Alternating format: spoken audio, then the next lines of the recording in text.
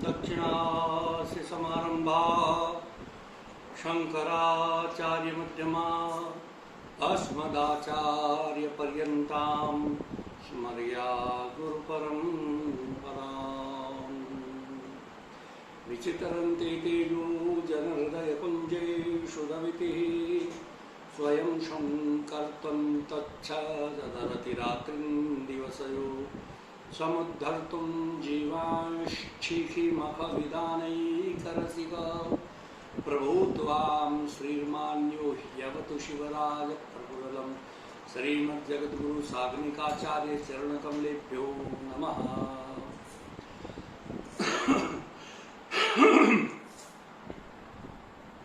प्रियजनों, आज हम एक नए काल में प्रवेश हो रहे हैं। ये कली काल है। इस कली काल में कई प्रकार की महामारियां इत्यादि होती आ रही है। इस समय एक महामारी से हम पीड़ित हैं, हम सब घर में हैं, कई प्रकार के बंधनों में बंधे हुए हैं।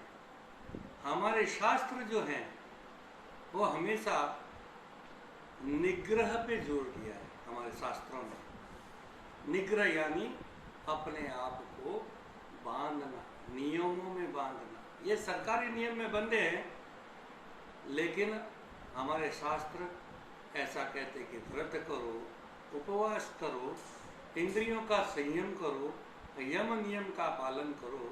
इससे स्वतः ही आप में दिव्य ऊर्जा बनेगी, तेज बनेगा। तो आपके शारीरिक आदि और व्याधि दोनों का निवारण हमारे निग्रह के द्वारा, मनोनिग्रह के द्वारा और साथ ही आत्म संयम के द्वारा हम प्राप्त कर सकते हैं। आज का एक महापर्व गंगा दशहरा। गंगा, जैसा कि नाम से हम सब जानते हैं कि गंगा एक पतित पावनी है, पुण्यशालिनी है। सब पापों का शमन करके उत्तम उत्तम लोक और मोक्ष इत्यादि को प्रदान करने वाली ये गंगा दशमी, आज के दिन गंगा जी का प्राकट्य हुआ। ये गंगा, इसका बड़ा भारी माहात्म्य भागवत में बताया गया है। इसका प्राकट्य ब्रह्मा के कमंडल से हुआ, और जब भगवान ने त्रिविक्रम अवतार, वामन अवतार धारण किया, तब उनके दूसरा चरण नापते समय जब द्यूलोक को लांघकर ब्रह्मलोक के पास भगवान विराट का एक चरण पहुंचा, तब ब्रह्मा ने अपने कमंडल के अंदर जो विरजा नदी का जल था, उस जल से नारायण के उस पैर का प्रक्षालन किया, धोया। वही चरणों तक आकाश गंगा के रूप में कई वर्षों तक, हजारों वर्षों तक द्यूलोक में विद्यमान रहा। फिर इक्ष्वाकु वंश के राजा सगर, जिनके 60,000 पुत्रों को कपिल देव मुनि ने शाप दे दिया था, उनके क्रोधाग्नि में जलकर वो भस्म हो गए। ज्यादा विस्तार से उस बात को नहीं कहेंगे। उनके उद्धार हेतु उन्हीं के वंश में अंशुमान आदि राजाओं ने अथक प्रयास किए, लेकिन परम भागवत भगीरथ के तप के प्रभाव से गंगा प्रकट हुई और उन्होंने आना स्वीकार किया। उन्होंने यही कहा कि मैं आ तो जाऊंगी, लेकिन ऊपर से नीचे गिरते समय मेरा वेग इतना प्रबल होगा कि मैं पाताल में चली जाऊंगी, मेरे को रोकने का कोई उपाय करो। तब भगीरथ ने भगवान शिव से अनुरोध किया, प्रार्थना की, तो प्रकट हुए और गंगा को अपने मस्तक पर, जटाओं पर धारण किया। इसलिए गंगा का नाम जटा शंकरी भी प्रसिद्ध है। फिर वहां से एक 4 भागों में बटी, पूर्व पश्चिम उत्तर दक्षिण, दक्षिण तरफ जो वही भगीरथ आगे आगे चला, और जहाँ पर उनके पुरखों के चले हुए शव की राख थी, वहां पर वही तब वह सब मुक्त हुए। तो ये मुक्ति को देने वाली गंगा आज के दिन प्रकट हुई, इसका माध्यम बड़ा है। एक समय भगवान शिव और भगवती उमा पार्वती जो है मकर के महीने में स्नान करने के लिए हरिद्वार पधारे थे। उस समय पार्वती जी ने शिव जी से विनय कहा, महाराज इतने लोग गंगा स्नान करने के लिए आते हैं, इस गंगा स्नान का मातम्य क्या है?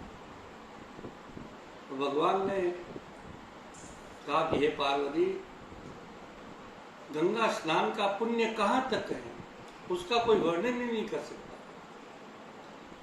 भगवान शिव ने कहा कि पार्वती देखो, जो कोई गंगा स्नान करने के लिए अपने घर से निकले, एक एक पांव रखते समय 100 अश्वमेध यज्ञ का फल मिलता है, इतना मातम्य है। पार्वती ने कहा, हे महादेव, अभी तक तो इनके जो नहाने वालों की कुरूपता भी नहीं गई, इनके पापों का क्षालन भी मैं नहीं देख रही हूं, तो फिर 100 अश्वमेध यज्ञ का फल कैसे मिलता है? इस बात में मुझे संशय है। तो उसी समय शिवजी ने कहा, अभी मैं इसका प्रमाण अभी दिखला देता हूं। उसी समय उन्होंने कहा, हे पार्वती, मैं कोड़ी का रूप बना के बैठता हूं और तुम मेरी सेवा करना। जो कोई भी आए उन्हें ऐसा कहना कि मेरे पति के कर्म में ऐसा दोष था जिससे इनको कोढ़ हो गया। जो कोई 100 अश्वमेध यज्ञ किया हो, अगर वह इन्हें स्पर्श करे तो ये इस रोग से छूट जाएंगे।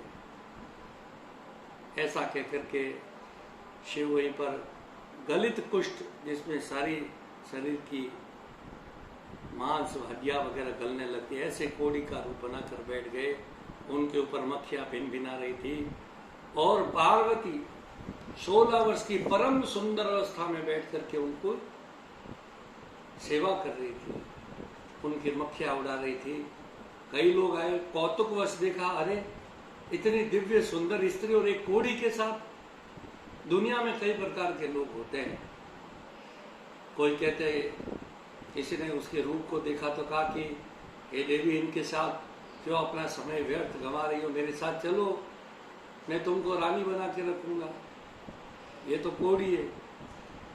किसी ने कहा, देखो ये कितनी पतिव्रता स्त्री है कि पति इतना कुरूप हो गया, रोगी हो गया, लेकिन फिर भी छोड़ती नहीं, इसको धन्य कहना चाहिए, धन्या है। किसी ने प्रशंसा की, किसी ने मूर्ख कहा। हर कोई पूछता, भाई क्यों बैठी हो? तो पार्वती जी जवाब देती कि मेरे पति के भाग्य में ऐसा लिखा था, इस वजह से कोढ़ हो गया। जो कोई 100 अश्वमेध यज्ञ किया हो, वह इनको स्पर्श करे तो इस कोढ़ से मुक्ति मिल जाए। तो मकर के महीने में यहाँ आकर के बैठी हूँ कि कई साधु, सन्यासी, तपस्वी और यज्ञ करने वाले राजा महाराजा आवेंगे, वो इनको स्पर्श करेंगे तो इनका कोढ़ चला जाएगा। काफी भीड़ जमा हो गई, लोग एक दूसरे को देखने लगे। इतने में एक बड़ा गरीब सा ब्राह्मण, जिसकी धोती फटी हुई थी, ऊपर पहनने को अंग वस्त्र नहीं था, बड़ा दुबला सा, लेकिन चेहरे पर बड़ा तेज था, वहां से निकला। देखा भाई भीड़ है, अंदर गया, देखा एक कोड़ी के पास में एक सुंदर स्त्री है। उसने हाथ जोड़कर कहा, हे माता, आप इतनी भीड़ में अपने पति को लेकर के क्यों बैठी हो? आप एकांत में बैठिए ताकि इनको मक्खी इत्यादि काटने का दुख नहीं हो। आप यहाँ क्यों आइए? पार्वती ने वही जवाब दिया कि मेरे पति के कर्म में ऐसा दोष हो गया जिस वजह से इनको गलित कुष्ठ हो गया है। किसी पंडित जी ने कहा कि भाई इनको 100 अश्वमेध यज्ञ किया हो कोई व्यक्ति स्पर्श करे तो ये इस कोढ़ से मुक्त हो जाएंगे। ये बड़े सुंदर है मेरे पति, लेकिन अभी ऐसे दिखलाई देते हैं। तो वह ब्राह्मण हंस करके बोला, अरे माता, 100 अश्वमेध यज्ञ, अरे मैंने तो कितने ही अश्वमेध यज्ञ कर लिए, उसकी कोई गिनती ही नहीं है। उसी समय पार्वती ने कहा कि महाराज, अगर ऐसी बात है तो मेरे पति को स्पर्श कीजिए। ब्राह्मण ने उसी समय शिव को स्पर्श किया, कोड़ी रूपी शिव को। उसी समय शिव बड़े परम सुंदर 16 वर्ष की अवस्था के कामदेव के समान दमकता हुआ उनका शरीर हो गया। बड़ी प्रसन्न हुए।